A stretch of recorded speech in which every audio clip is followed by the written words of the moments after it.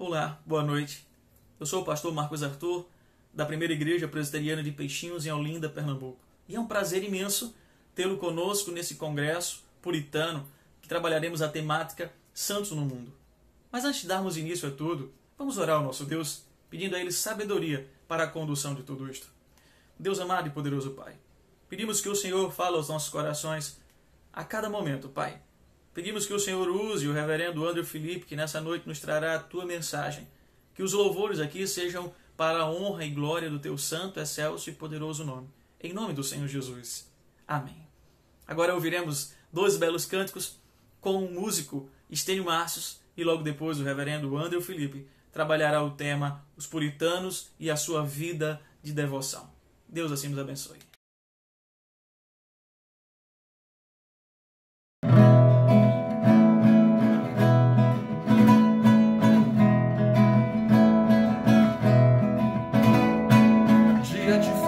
Dança e sorriso, hoje vai ter casamento bonito. Jesus também foi convidado, vai muito bem arrumado, leva presente com alegria, feito na carpintaria. A decoração está uma beleza, muita delícia e fartura na mesa. O noivo está emocionado, parece tão deslumbrado. Nunca se viu noiva tão bela, de branco está mais singela. Mas de repente o que aconteceu, quase ninguém percebeu. O pai da menina, desesperado, leva a mão no rosto, semblante pesado. Olhou para a filha dançando risonha, pensou no vexame, tristeza e vergonha. O vinho acabou, coitados, Senhor. Será que os sonhos, será que os sorrisos, será que esta festa tão linda acabou? Jesus, o amigo dos noivos, Jesus, o amigo dos sonhos, Jesus, o amigo da festa, o amigo da vida, estava ali. Mandou encher as talhas com águia ao servir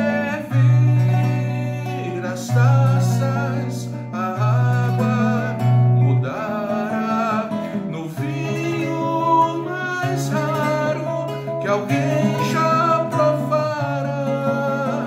Não parem a música, o amigo da festa mandou.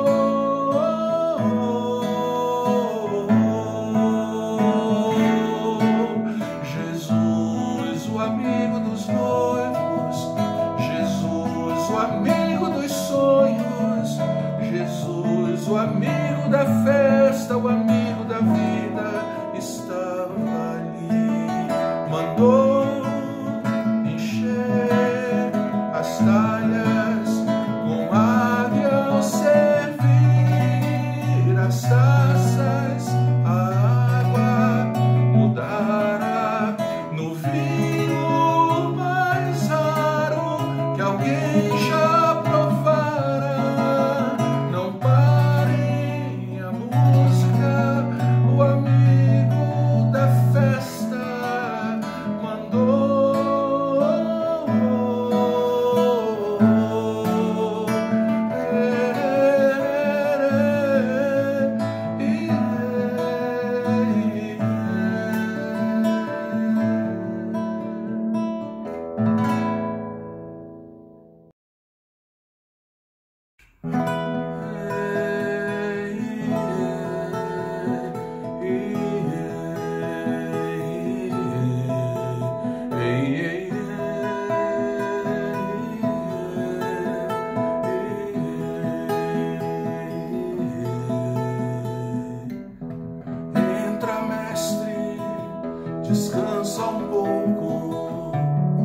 Estás cansado, estás sedento e rouco.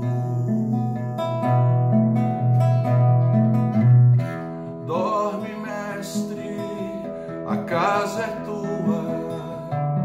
Já fechei porta e janela pra rua.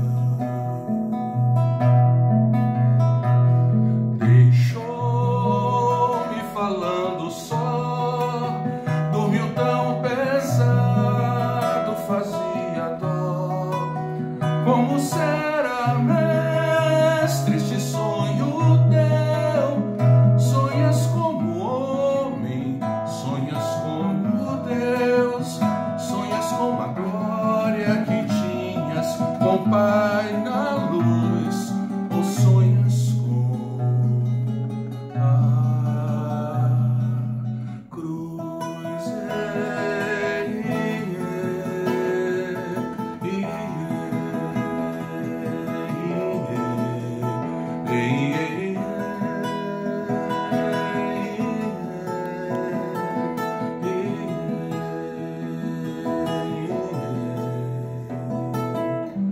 Perdoa, mestre, mas já é hora. Uma multidão te espera lá fora. Estás decidido, não te detenho. Vais curando até chegar ao lenho. Partiu, fica paz em mim, fica a sala com cheiro de jasmim. Vai verter a vida do corpo seu pra levar a culpa de alguém como eu, pra lavar o sujo do meu próprio eu, levar-me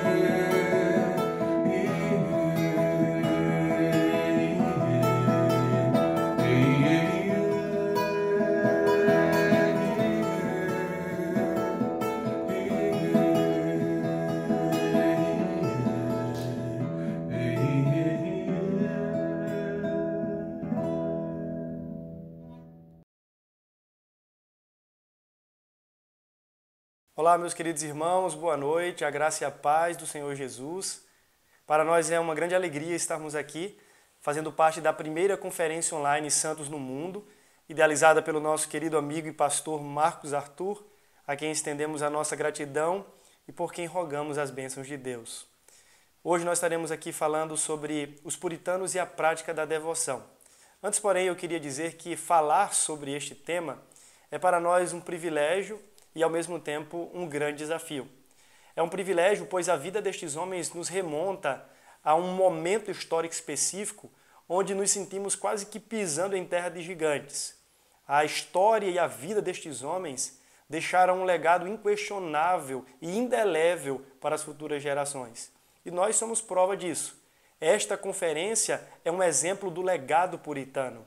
Mas é um grande desafio também revisitar estas páginas da história, pois muito facilmente somos constrangidos quando constatada a grandeza da graça de Deus manifesta na espiritualidade desses gigantes, enquanto que nós somos ainda tão tímidos e pequenos no desenvolvimento do nosso progresso espiritual. A espiritualidade puritana, sem dúvida, legou uma das mais ricas heranças para a história da igreja cristã, uma das mais fundamentais contribuições para a cristandade.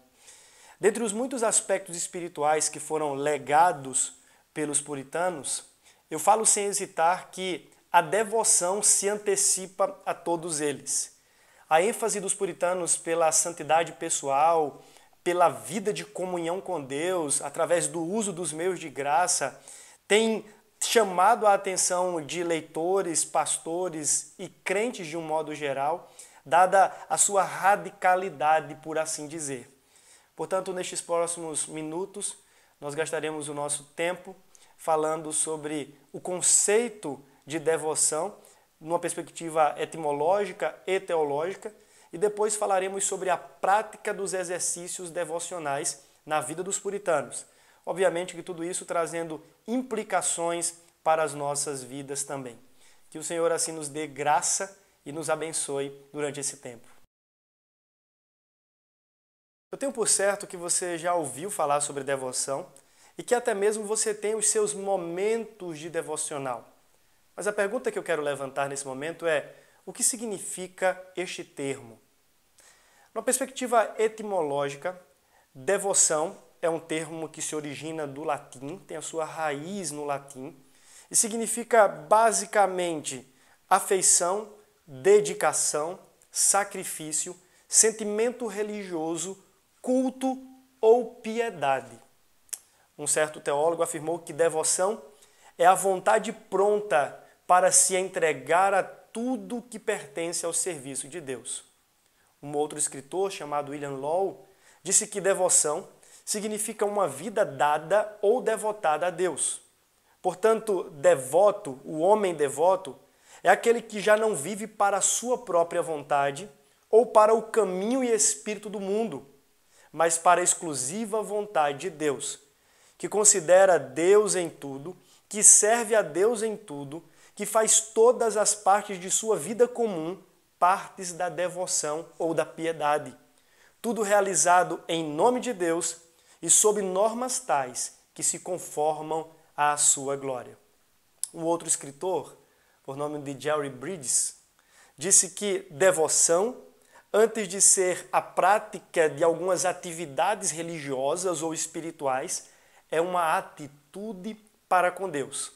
Atitude esta que envolve temor a Deus, amor a Deus e desejo pela presença e pela comunhão com Deus. Segundo este mesmo autor, devoção tem a ver com um estilo de vida centrado em Deus e diz respeito ao espectro de vida por inteiro e não apenas a facetas da vida cristã. Para os puritanos, portanto, a devoção não era meramente o ato de ler as Escrituras ou dedicar-se à oração ou mesmo à meditação, ainda que, obviamente, nunca seja menos que isso, nunca fosse menos que isso. Mas a devoção tem a ver com a totalidade da existência humana na perspectiva cristã. Então, todo cristão deve ser alguém devoto a Deus, dedicado, entregue, desde as áreas que nós chamamos religiosas até mesmo aquelas mais comuns devem ser dedicadas a Deus e feitas para o louvor da sua glória. É interessante também ressaltar que na literatura puritana o termo devoção está profundamente emaranhado com o conceito de piedade. Alguém disse que a devoção é o manancial do caráter piedoso e o único fundamento sobre o qual ele pode ser edificado com êxito. Então, se pudéssemos fazer de forma pedagógica uma divisão, diríamos que o caráter piedoso é produto, é resultado direto de uma atitude de um coração devotado para com Deus. Era com essa compreensão que os puritanos defendiam o estabelecimento de um momento na agenda diária para você se encontrar com o Senhor. E ali deveria dedicar-se à oração, à meditação, à leitura das Escrituras e até mesmo à leitura de algum outro material devocional sério. Eles faziam algumas recomendações sobre a prática da devoção. A primeira delas era: seja disciplinado. A nossa carne não deseja uma prática devocional. O diabo muito menos. Então deve haver disciplina, porque por natureza nós temos uma tendência a fugirmos de Deus e da sua vontade, bem como da comunhão com Ele. Então, ser disciplinado. A nossa agenda às vezes é muito turbulenta, nós precisamos agendar disciplinadamente os nossos momentos com Deus. Segundo, ser regular. Fazer o nosso momento devocional, e agora eu estou estreitando, ainda que devoção envolva a vida como um todo, agora estou falando do nosso momento devocional. Ter o nosso momento devocional diário. Terceiro, eles recomendavam encontrar um lugar sossegado e tranquilo, de preferência isolado, onde você pudesse se concentrar no seu momento devocional. E por fim, seguir um plano de leitura das Escrituras Sagradas. Estas recomendações estavam em pauta nos discursos e nas ministrações dos pregadores e dos crentes puritanos. Agora nós vamos estreitar o nosso assunto e sair do âmbito mais genérico e geral para falar sobre 3 principais exercícios espirituais que eram recorrentes na vida dos puritanos. O primeiro deles, a leitura das Escrituras, depois falaremos um pouco sobre a oração e, por fim, sobre a meditação. E tentaremos relacionar estes temas tanto na espiritualidade particular e privada, como no aspecto da espiritualidade doméstica, incluindo o culto familiar. Então vamos falar agora sobre a experiência puritana com a leitura diária das Escrituras. Os puritanos eram homens do livro, eram homens dedicados na leitura das Escrituras Sagradas. E eles liam para si mesmos, para as suas próprias almas, as porções das Escrituras. E às vezes passavam o dia meditando naquele texto ou naquelas verdades. Eles afirmavam que, se não lessem as Escrituras dia após dia, não cresceriam em santificação. Dia a dia, diziam os puritanos, nós precisamos recorrer às Escrituras. Eles conheciam a Bíblia, eles conheciam o livro vivo mais do que qualquer outra coisa neste mundo. Um certo escritor afirmou que eles ponderavam acerca das riquezas da verdade revelada da maneira como o especialista em gemas pacientemente examina as muitas faces de um diamante. Para os puritanos, a Bíblia não era um livro qualquer, mas a própria palavra de Deus, que determinava a vida e a agenda dos cristãos. Se a Bíblia dizia alguma coisa, eles criam e simplesmente seguiam. O desejo puritano não era apenas de ler as Escrituras como qualquer outro livro, mas de ter as suas vidas transformadas e moldadas por este livro vivo. Os puritanos eram pessoas das Escrituras. Joel Bick disse o seguinte: eles amavam, viviam e respiravam as Escrituras, regalando-se no poder que acompanhava a palavra, o poder do Espírito. Eles consideravam os 66 livros das Escrituras Sagradas a biblioteca do Espírito Santo, a qual lhes havia sido deixada graciosamente. Eles viam as Escrituras como Deus falando a eles como um pai fala com os seus filhos. Eles viam a palavra de Deus como verdade em que podiam confiar e descansar por toda a eternidade. Eles viam que pelo Espírito, as Escrituras, tinham o poder de renovar suas mentes e transformar suas vidas. É por essa razão que eles tinham o hábito de ler as Escrituras, ouvir as Escrituras, cantar as Escrituras e memorizar as Escrituras. Thomas Watson recomendava que os cristãos fossem a palavra como quem está com fome, com um apetite santo e coração ensinável. Os puritanos instavam uns aos outros a serem pessoas bibliocêntricas na fé e na prática. Diziam eles, isso agora são palavras de um escritor chamado Henry Smith: devemos ter sempre a palavra de Deus diante de nós como regra e em nada crer senão naquilo que ela ensina, nada amar senão o que ela prescreve, nada odiar senão o que ela proíbe, nada fazer senão o que ela ordena. Mas como era que os puritanos liam as Escrituras? Havia algum padrão, algum modelo? Sim, haviam alguns modelos. Eu quero aqui mencionar o modelo de um escritor puritano chamado Richard Greenham. Ele sugeriu 8 maneiras de ler as Escrituras. Primeiro, o leitor das Escrituras precisa ser diligente. Segundo, ele precisa ler as Escrituras com sabedoria, rogando a Deus sabedoria. Terceiro, com preparação. Ele precisa se organizar para ler as Escrituras e se preparar para tal. Quarto, com meditação. Quinto, com conferência. E a ideia aqui é de ler com outros crentes. É conferir a meditação ou conferir as Escrituras com outros cristãos. Sexto, com fé. Sétimo, com uma disposição para praticar o que está lendo. Prática. E por fim, com oração. Esta era a recomendação do puritano Richard Greenham. Antes de mais nada, precisamos destacar que os puritanos não eram apenas leitores ávidos e vorazes do livro. Eles ansiavam por mais que isso. Eles queriam ter suas vidas moldadas de acordo com o livro. A pergunta é, será que nós temos o mesmo interesse? Será que a Bíblia para nós tem o mesmo valor? Será que consideramos as palavras reveladas de Deus um tesouro inestimável? Será que, diferente dos puritanos, nós não temos tratado a Bíblia com descaso? Parece que no nosso país, na nossa geração, o analfabetismo bíblico cresce a cada dia.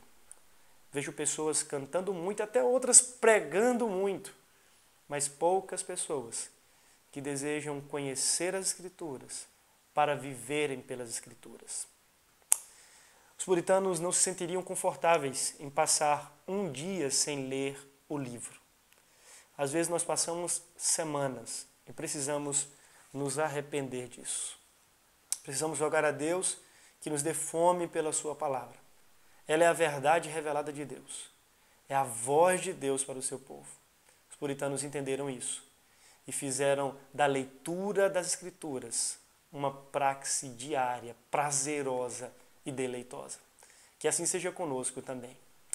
Agora nós vamos falar sobre uma segunda prática espiritual, a oração. Os puritanos também foram homens dedicados à oração. Além de serem zelosos na leitura das Escrituras Sagradas, os puritanos foram homens fervorosos na oração. Compreendiam que a oração é o bendito meio pelo qual os crentes podem ter acesso livre à santa presença de Deus. Eu gosto de uma frase do escritor Matthew Henry, quando em seu diário afirmou: "Adoro orar". É isso que afivela toda a armadura do cristão. Visto que o cristão precisa usar a armadura de Deus o tempo todo, precisamos orar sem cessar. Os puritanos foram verdadeiros gigantes do anonimato, gigantes da oração secreta. Enquanto que em nossos dias a oração tem se tornado um apêndice, para aqueles homens, orar é vida. A oração era a própria vida de Deus neles.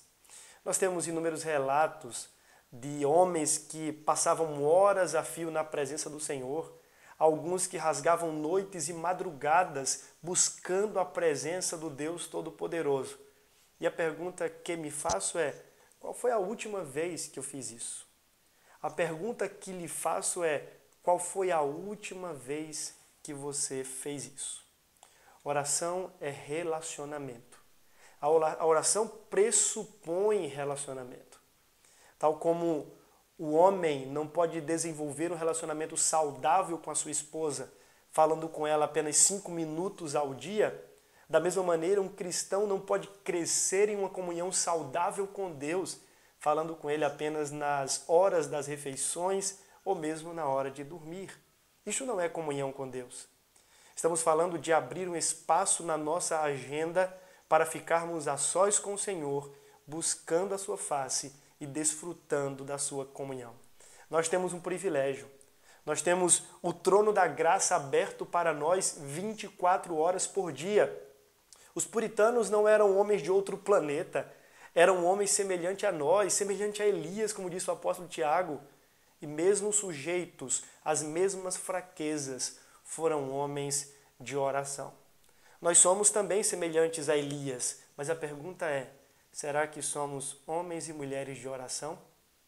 A oração perpassava tudo que os puritanos faziam. Eles começavam o dia orando, passavam o dia orando e terminavam o dia orando. É interessante como no decorrer do dia eles viviam em um espírito de súplica. Quando, por exemplo, uma mulher puritana ia se vestir, geralmente ela orava pedindo para que o Senhor a vestisse com a sua santidade. Na hora das refeições, eles pediam para que Deus os alimentasse com a sua presença e com mais fome da sua palavra. O tempo todo eles estavam clamando ao Senhor. Os puritanos fizeram algumas recomendações para a vida de oração. Eu queria mencionar algumas delas. A primeira foi feita pelo escritor John Bunyan. Ele diz o seguinte: se você quer ser um homem de oração, coloque a oração como prioridade máxima em sua vida. Ele falava em fazer um voto com Deus. O voto de que não assumiremos nenhuma responsabilidade no reino de Deus sem que coloquemos os nossos joelhos no chão em oração. E aqui há um princípio que eu quero destacar. O princípio de que, na perspectiva das Escrituras e do Evangelho, o que nós somos com Deus é mais importante do que o que nós fazemos para Deus. A nossa devoção deve antecipar-se à nossa missão e ao nosso trabalho para Deus. Por isso nós precisamos colocar a oração como prioridade máxima em nossa vida. Segundo, ele fala de cultivar um espírito de súplica por meio da oração. Isso seria orar sem cessar, orar o tempo todo, orar ao longo do dia, ter o pensamento elevado a Deus em oração, ainda que diante de circunstâncias comuns. Terceiro, ele fala de orar a palavra de Deus, ou orar as promessas de Deus. Às vezes, nós não conseguimos passar muito tempo em oração porque nos faltam palavras, não sabemos o que dizer a Deus. Os puritanos diziam, orem as Escrituras, orem as promessas de Deus, revertam as promessas que Deus tem feito para nós, para Ele mesmo dizendo, por amor do teu nome, ó Senhor, cumpra o que tens prometido. Nós precisamos orar, precisamos fazer da oração a nossa prioridade máxima. Precisamos cultivar um espírito de súplica em nosso coração e ao longo do dia orarmos em toda e qualquer circunstância. E precisamos orar as Escrituras. Nós precisamos ter as nossas orações guiadas pela palavra de Deus. Os puritanos chamavam isso de pleitear as promessas, ou mesmo transformar a Bíblia em oração. Que assim também possamos ser homens e mulheres de oração, desenvolver, cultivar diariamente o hábito da comunhão a sós com Deus. Agora nós vamos falar sobre a meditação, uma outra prática da espiritualidade puritana. Na era puritana, inúmeros pastores pregaram e escreveram sobre como meditar. Para eles, a meditação era um dever cristão. Assim como o óleo é necessário para lubrificar o motor, também a meditação é fundamental para favorecer o uso dos meios de graça. Mas afinal, o que é meditação? Como os puritanos entendiam a meditação e como eles praticavam a meditação? Segundo Thomas Watson, a meditação é o exercício santo da mente em que nos lembramos das verdades de Deus, ponderamos seriamente a respeito delas e as aplicamos ao nosso próprio coração. Então, meditar envolve lembrar-se das verdades de Deus, ponderar sobre elas e aplicá-las à nossa própria alma. Diferente das religiões orientais, na meditação cristã nós não esvaziamos a mente. Antes, trazemos aos nossos pensamentos as grandes verdades de Deus e sobre elas meditamos.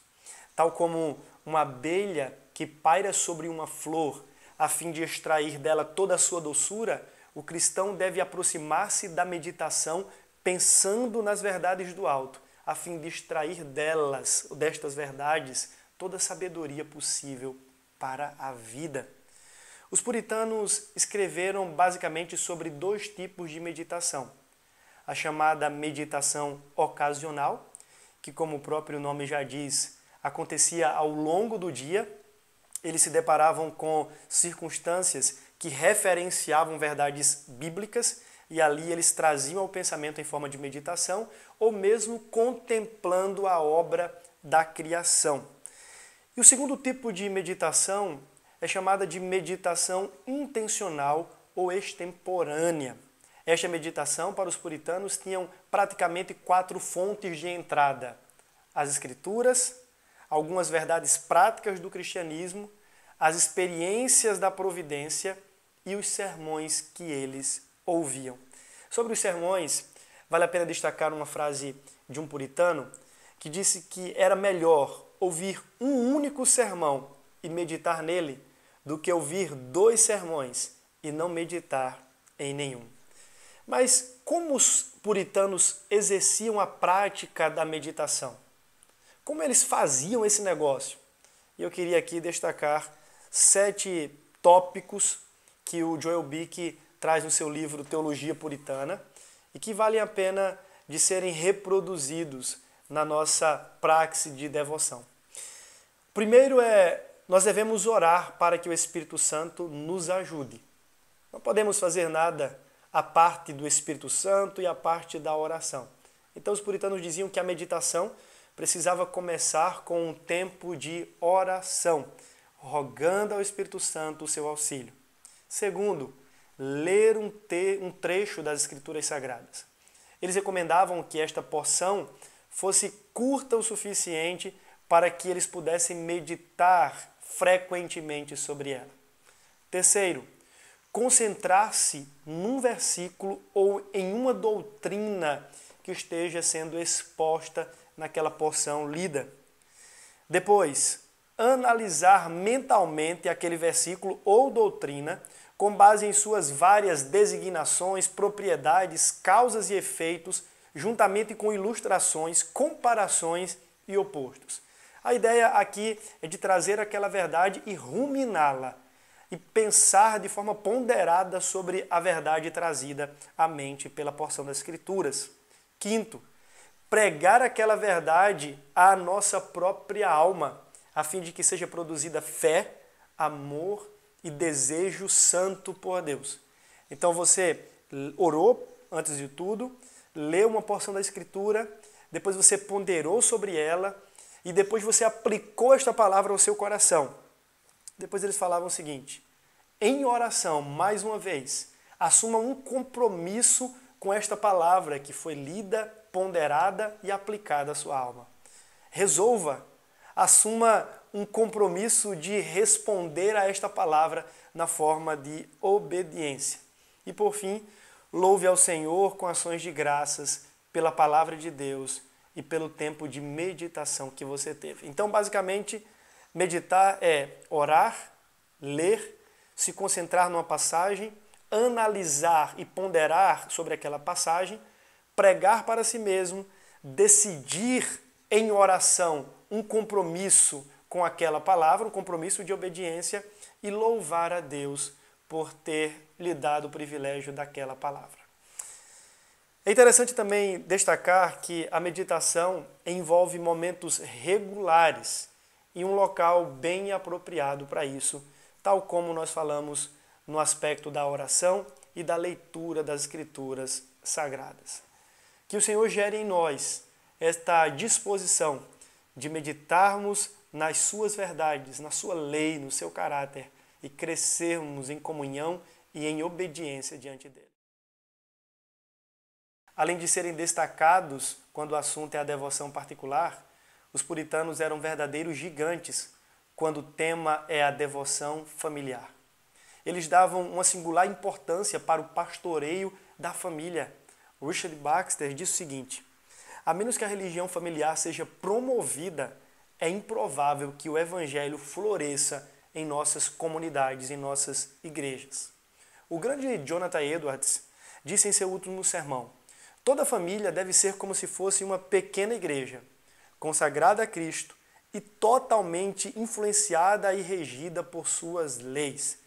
A educação e a ordem na família, dizia Edwards, são alguns dos principais meios de graça.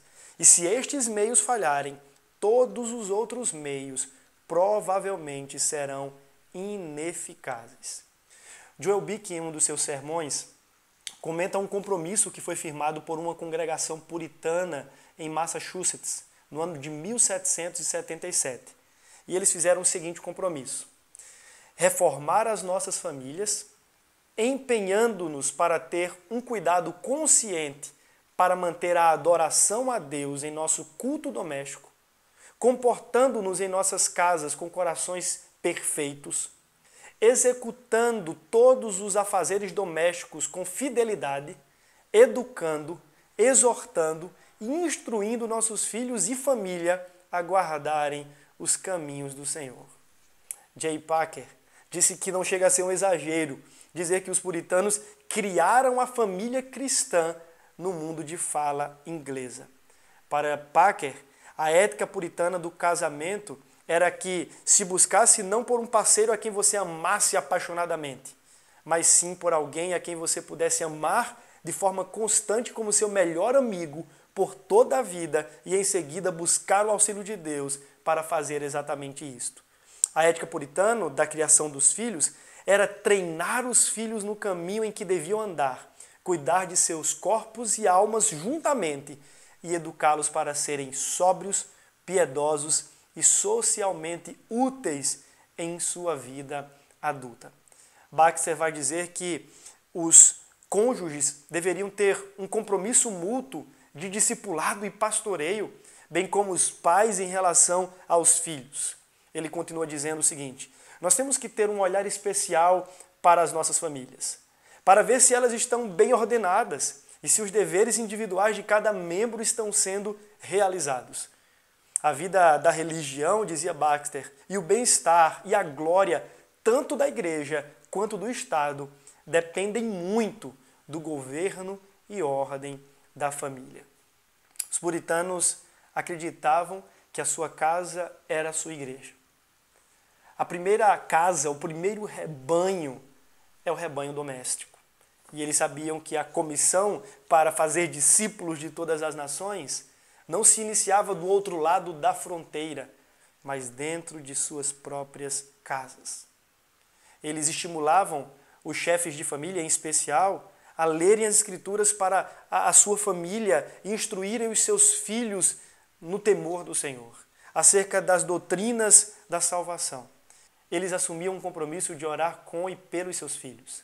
Mas isso não era o que acontecia esporadicamente. Às vezes, os puritanos chegavam a se reunir em família de 2 a 3 vezes ao dia. Eles tentavam ser fiéis a 3 encontros familiares diários. Quando não, 2 vezes eles se encontravam para juntos orarem, meditarem nas Escrituras e cantarem as Escrituras. Os puritanos acreditavam que era responsabilidade espiritual deles, em especial dos pais, discipular e ensinar suas casas no temor do Senhor. Era também uma prática puritana recapitular a cada manhã um trecho do sermão que foi pregado no último domingo. E assim que o faziam, oravam juntos, para que Deus trouxesse aquela palavra aos seus próprios corações. Como nós precisamos dos puritanos em nossos dias.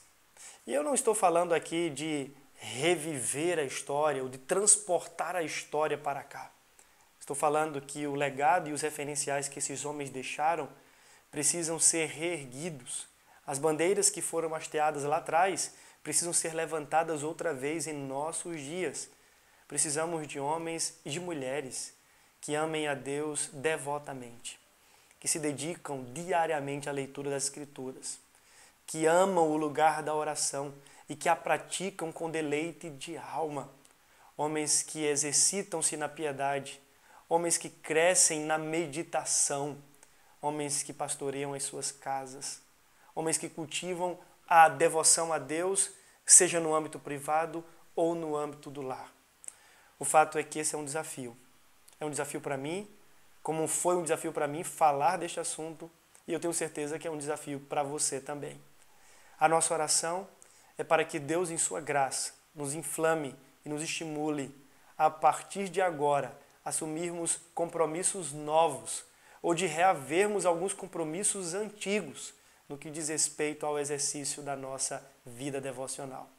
Que Deus te abençoe e enriqueça o seu coração com toda paz e graça no nome de Jesus. Amém. Louvado seja Deus por tão bela e edificante mensagem. Que possamos ser encorajados e desafiados cada vez mais a viver uma vida de devoção ao nosso Senhor e Salvador Jesus Cristo. Eu convido você a ouvir agora um belo louvor cantado pelo nosso irmão Ramon Goulart, e que Deus assim continue lhe abençoando. E foi um prazer ter conosco neste congresso. Deus continue lhe abençoando.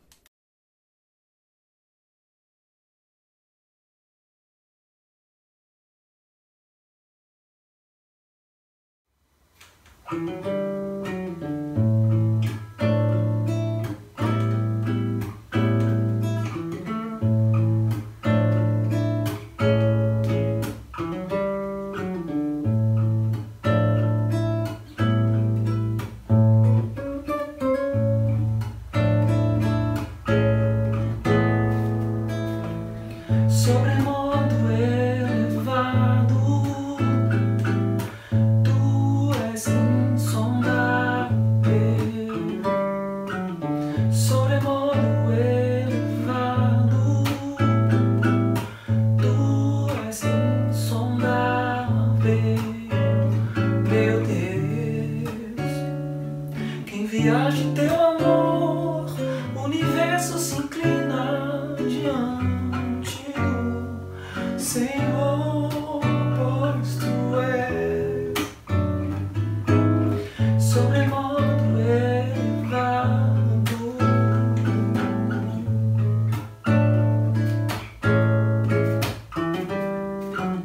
Sobremodo elevado.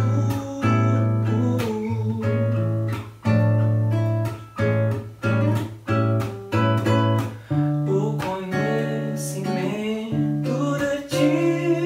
é exuberante, maravilhoso demais para mim.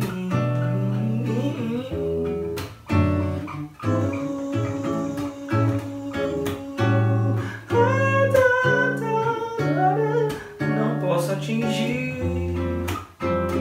e mesmo ao fim do universo eu sei.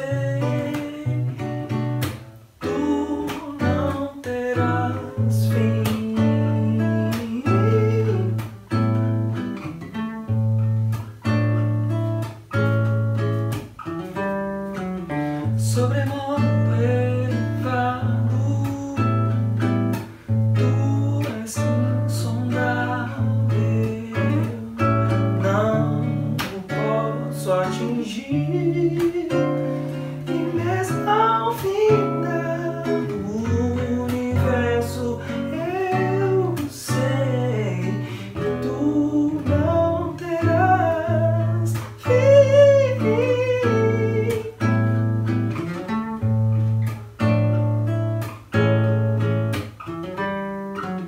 Sobremodo elevado.